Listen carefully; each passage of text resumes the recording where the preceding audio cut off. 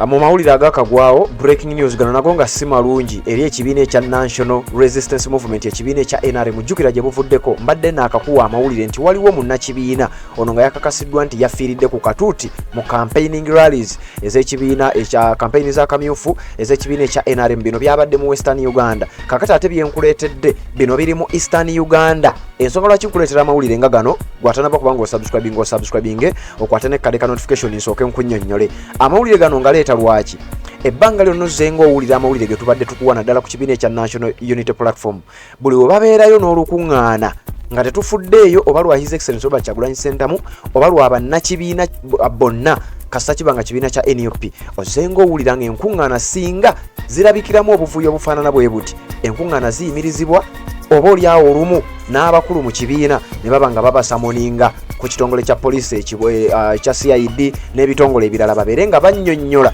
n'okwewozaako era ebiseera ebisinga gye biggweera enkuŋŋaana ziba ziyimiriziddwa enkuŋŋaana za NRM guno guweza omulundi gulabika gulinga gwakusatu mu party primary campaigns zino ze balimu ez'omulundi guno zokka jukira okulonda kuliyo nga 17 omwezi guno abantu abakafuniramu obuzibu abantu abakafiira mu campaign zino bawerera ddala era obuzibu obufaanana bwe buti bubaddewo emirundi egiwerera ddala ng'esatu n'okusoba bye tuzze tukutuusaako era ozzoowulira waliwo n'amawulire ge twakuwa nga waliwo emmotoka eyayokebwa waliwo amawulire ge twakuba nga esembabule waliwo n'abaakubwa amasasi ne munnamawulire owa radio CBS n'aba nga yatuuka okufiira mu buvuyo buno wabula campaign zino oba enkuŋŋaana tezinaba kulekeraawo tezinaba kuyimirizibwa abavunaanyizibwa ku bino tebannaba kubeera nga basamuningibwa nga bwe tukiraba bwe kitera okubeera ku bibiina ebirala kakati njagala ompulirize bulungi nnyo naddala gwatanaba kubeera ng'osubscribinga mu bitundu ebya Eastern Uganda mu disitulikiti y'e Namutumba ntegeddeko nti ekibiina ekya NRM era bazzeemu okufuna ensonga ze zimu bazzeemu okubeera nga bafeesinga ekintu kye kimu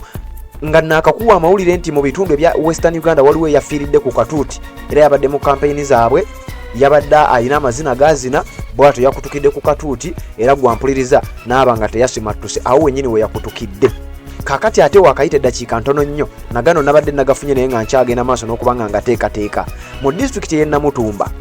nga bagenda okwetegekera okulonda wabaddeyo party primary campaigns era nga mu campaign zino mwabaddemu omuvuyo era nga abantu basatu ntegeddeko nti baalumiziddwa emmotoka ezitanaba kumanyika zabadde mmeka zayokeddwa nga bwe wakiraba mu disitulikiti ezimu era mu Western Uganda nga bwe nzize nga nkutegeeza kakati bino bigenda mu maaso mu kibiina ekya National Resistance Movement ng'ekibiina kino kikulirwa General Yoweri Kaguta Museveni wabula kugambye enkuŋŋaana tezinnaba kubeera nga ziyimirizibwa nga bwe tukiraba mu parties endala mu bibiina ebirala oba mu nkuŋŋaana ez'abantu abalala okwongera okukonfaminga kino ngenze ku mukutu ogwa Daily Monitor balina ekiwandiiko kye bafulumizza era nga boogera ku nsonga y'emu nenjagala mpitireyo mbeere ng'ate nnyongera ogenda maaso n'okuba nga nkukonfamingira wulira bwe bagambye nabo NRM primaries mu kamyufu ka NRM at least 3 injured vehicles vandalized and in Namutumba pre-election violence nti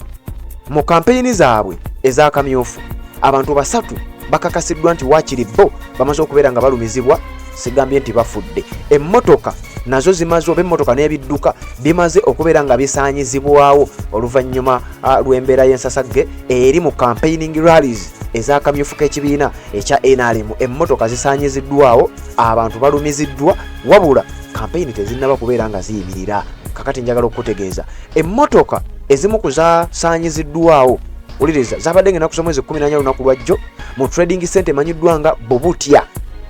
Trading Center abawagizi wakati w'enjuyi zombi ne baba nga batandise okukubagana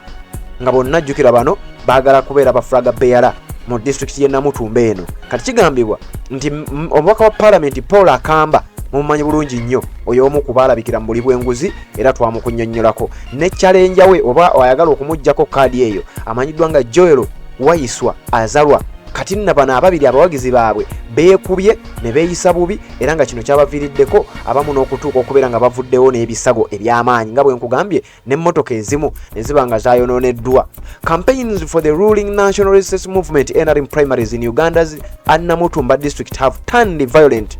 with rival supporters clashing ahead of the July 17 internal primaries. nti okunoonya akalulu akakamyufu mu kibiina kyabwe kino okugenda okulondebwa ngina kusa mwezi 17 kigambibwa 17 omwezi guno nti mu disitulikiti ey'e Namutumba rale eyabadde etambula mpola mpola nga abantu bakuba kampeyini zaabwe basaba bululu bagenda maaso n'okukola bye bakola nga obimanyi ebyo sijja bigenda mu bya NRM. Kigambibwa nti waliwo obutakkaanya obwabaluse abantu ne beekuba emmotoka ne bazookya abamu ne bagenda n'ebisago. The worst of the violence erupted in Busiki constituency on Sunday evening when supporters of incumbent MP Paul Akamba and his challenger Joel Waiswa Azarwa clashed at Bobutia Trading Center in Bulange sub-county. Nti abawagizi b'abana ababiri ono aliyo muli w'enguzi era ng'akyalina ku nkakasanga tebamujjangako musango. Amanyiddwa nga Honorable Paul Akamba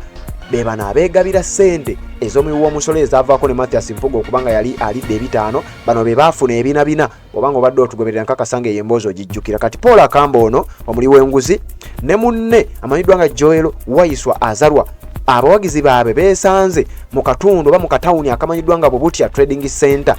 mu sub-county oba eggombolola emanyiddwa nga Bulange. Bano nno beekubye era nga ntegeddeko nti abantu basatu bagenze balina ebisago eby'amaanyi n'emmotoka nga 2 zamaze okubeera nga zikakasibwa nti nazo zaasaanyiziddwawo oluvannyuma lw'abano ababadde bakubagana era ababadde beetwala mu mbeera etali ya bulijjo oluvannyuma okuba nti obutakkaanya bubalukidde nnyo mu campaigning rallies ez'akamyufu ka NRM newankubadde ng'ekitongole kya poliisi tebannaba kubaako nsonga yonna gye batugamba, tebannaba kubaako campaigning rallies ze bayimiriza nga bwe tuzze nga tukiraba mu bibiina ebirala. Police spokesperson for Busoga East, Mr. Michael Kafayo, confirmed that 3 individuals were hospitalized with deep head wounds. 7 suspects are currently in custody at Namutumba Central Police Station and they face charges related to election violence. Okusinziira ku mwogezi wa police mu bitundu by'e Busoga Sub-region oba ebitundu bya Eastern Uganda amanyiddwa nga Mr. Michael Kafayo yakakasizza nti babiri baavuddeyo n'ebiwundu ku mutwe nga walabaawo era batwaliddwa nga taasuleyo taasiibewo yali kumo ne batwalibwa mu malwaliro ag'enjawulo. Kati ntegerako nti abalala 7 bamaze dda okubeera nga bakwatibwa era nga bali ku poliisi ekulu esangibwa mu disitulikiti eno ey'e Namutumba kye tuyita Namutumba Central Police Station era bakyagenda maaso n'okubeera nga batunka n'ebisago. Owulira mu bigambo bye yagambye ono omwogezi wa police Mr. Michael Kafayo yagambye nti police recovered pangers,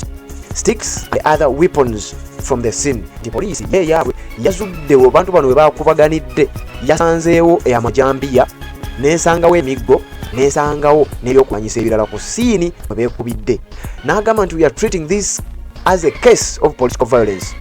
These responsible will be prosecuted. Mr. Kafayo ng'agamba nti eno keesi tugitwalanga emisango egyekuusa ku by'okulonda era abantu bonna ababadde oba abeenyigidde mu bikolwa bino ebyokuba batuuka okutuusa abamu ku bannaabwe embale bagenda kubeera nga bavunaanibwa emisango nga bwe yaginnyonnyodde. Kakati gwampuliriza omukutu oli ku Redzone TV watoka kubanga osubscribe na kikole kirira wansi awo olaba ekigambo subscribe kikwateko kwata kade ka notification obeera omu ku abasooka okumanya lwe tubataddeyo ate ensonga zo zitambulira ddala. Nyongera okutegeeza osobola okutusanga ku TikTok Redzone gye tuli, osobola okusanga ku X eyali Twitter Redzone Media ojasangayo, osobola n'okusanga ku Facebook era Redzone Media gy'oteeka muno banga ate otambula naffe mu mbeera zonna tukutuusaako update ku ebyo ebiba biguddewo. Eggulire lino nina ensonga lwaki ndiresera nkakasanga gwe abadde atambula naffe okuva gye twatandikidde otegedde bulungi nnyo ensonga. Sebamulire batukenze embeera okubanga nkutuusaako kanzije ate nkuwe updates endala.